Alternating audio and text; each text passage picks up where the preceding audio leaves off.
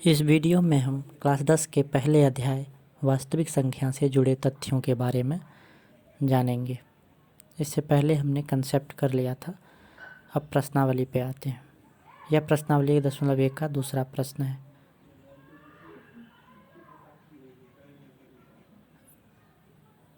दर्शाइए कि कोई भी धनात्मक विषम पूर्णांक 6q+1 या 6q+3 या 6q+5 के रूप का होता है जहाँ q कोई पूर्णांक है। तो इस तरह के प्रश्न को बनाने के लिए हमारे पास यूक्लिड विभाजन प्रणाली है। यहाँ पर यूक्लिड विभाजन प्रमेय का प्रयोग करेंगे। जैसा कि हम लोग जानते हैं, हमारे पास दो विधि है, यूक्लिड विभाजन प्रमेय का और यूक्लिड विभाजन एल्गोरिथम। तो यहाँ पर यूक्लिड विभाजन प्रमेय का प्रयोग होगा। तो सबसे पहले क्या होता है, a = bq + r, जहाँ पर a b कोई पूर्णांक है और 0 ≤ r b, यानी कि शेषफल जो होगा वो 0 से बड़ा होगा या फिर बराबर हो सकता है, लेकिन b से हमेशा छोटा होता है।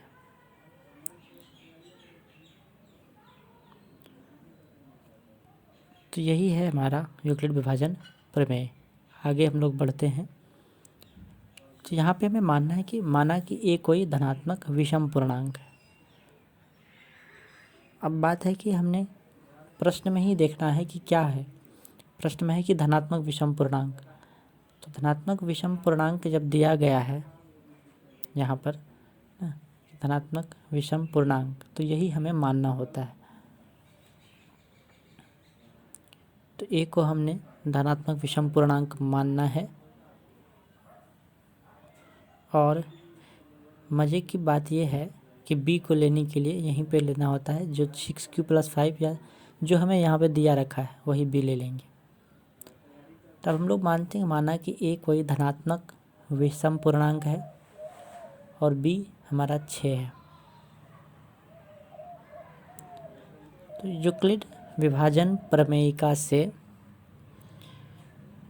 a = bq + r बराबर हो जाता है। b क्योंकि 6 है तो 6q+r, जहाँ पर 0 r 6 होगा। तब हमें संभावित शेषफल की ओर जाना है। तब हमने लेना है संभावित शेषफल। संभावित शेषफल हो जाएगा 0 से 6 के बीच का। तो 0 1 2 3 4 5 6 से कम होनी है। तो यहाँ पर हम लोग अब इससे आगे केस बनाते जाएंगे। 6 के 6 केस बनेगा हमारे पास और फिर हम लोग दिखाएंगे कैसे कैसे। पहले केस में r लेंगे हम लोग 0। तो a = जो bq+r है, यानी 6q+r हमें मिला, वहाँ पे r का मान रखेंगे। तो r हमने अगर 0 रखा तो आएगा a = 6q+0 तो 6q। आगे दूसरा केस में r लेंगे 1 तो हमें आएगा 6q+1।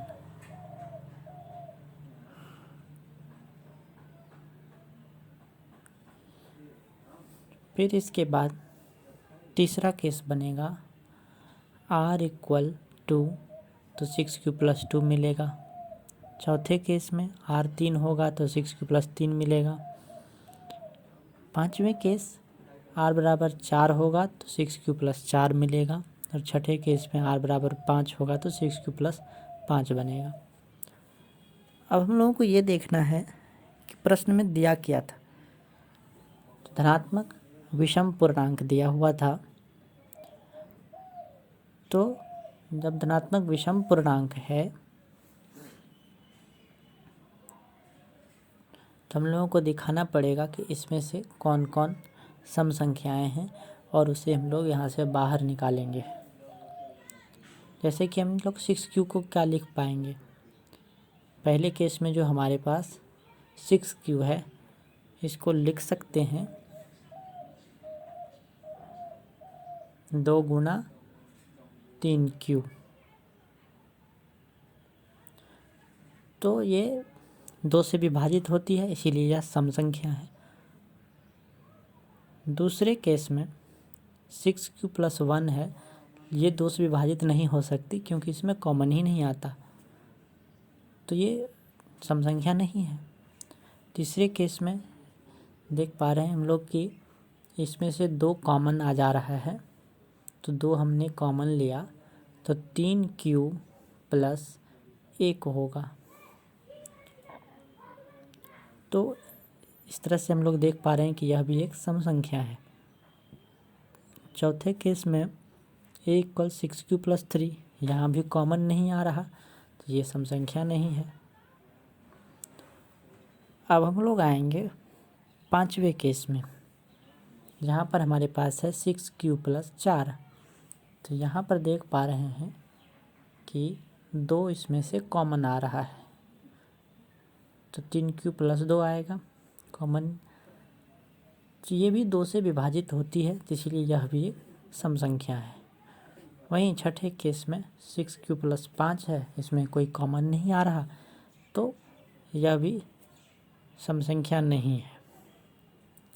तो अब हम लोग क्या कह सकते हैं, हम कह सकते हैं कि A = 6Q और 6Q + 2 तथा 6Q + 4 सम संख्या है, क्योंकि हमने दिखा दिया कि यह 2 से विभाजित होती है और हमने A को क्या माना था, धनात्मक विषम पूर्णांक माना था। अतः कोई भी धनात्मक विषम पूर्णांक 6Q + 1 या 6Q + 3 या 6Q + 5 के रूप का होता है, जहाँ Q कोई पूर्णांक है। तो इस तरह से हमारा प्रश्न हल हो जाता है। अब हम लोग दूसरे प्रश्न पर चलेंगे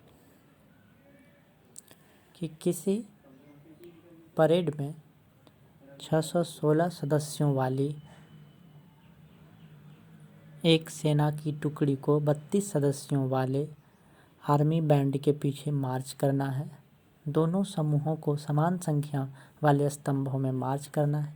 उन स्तंभों की अधिकतम संख्या क्या है जिसमें वे मार्च कर सकते हैं। तो अधिकतम संख्या निकालना है। अधिकतम संख्या निकालने के लिए हम लोग महत्तम समापवर्तक अर्थात HCF का प्रयोग करेंगे। महत्तम समापवर्तक, जिसे हम लोग HCF कहते हैं।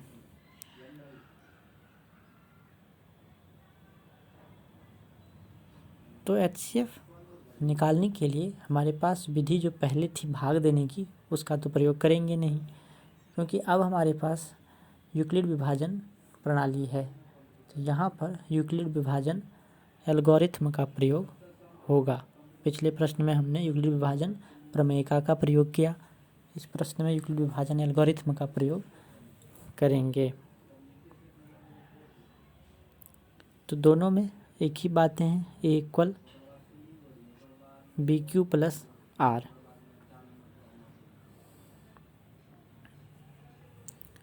तो देखते हैं हम लोग, जो इस संख्याओं में सबसे बड़ी होती है, जैसे यहाँ पर 616 बड़ी संख्या है, तो इसे हम लोग A लेंगे और जो छोटी संख्या है 32 उसको B लेंगे। तो ये हमने 616 लिया, B 32 लिया यूक्लिड विभाजन एल्गोरिथम से, इक्वल BQ + R। तो A के स्थान पर हमने 616 रखा, B के स्थान पर 32 रखा। तो हमने ये देखना होता है कि 32 से क्या गुणा करें कि 616 से कम हो या फिर 616 पूरी पूरी विभाजित हो जाए। तो हमने देखा कि 19 से गुणा करने पर आता है 608, और अगर हमने 20 से गुणा किया तो फिर आता है 640 जो कि ज़्यादा है, यानी कि हम लोग 608 लेंगे। तो 616 में 608 को घटाने पर मिलता है हमें 8, तो हमने प्लस में यहाँ पर 8 लिख देना है। अब यहाँ पे क्या होता है कि जो बी के स्थान पर था वो ए के स्थान पर आ जाता है, और जो आर के स्थान पर था वह बी के स्थान पर आ जाता है। तो हमने 32 को ए के स्थान पर रखा, 8 को बी के स्थान पर रखा। अब 8 से हम लोग क्या गुणा करें कि 32 मिल जाए या फिर कम हो। तो हमने देख पा रहे हैं हम लोग कि 4 से अगर गुणा करते हैं तो 32 मिल जाता है और शेषफल हमें 0 मिलता है। जैसे ही शेषफल 0 होगा हम लोग वहीं पर रुक जाते हैं इस मेथड में, और जिसके कारण 0 होता है वही हमारा HCF होता है।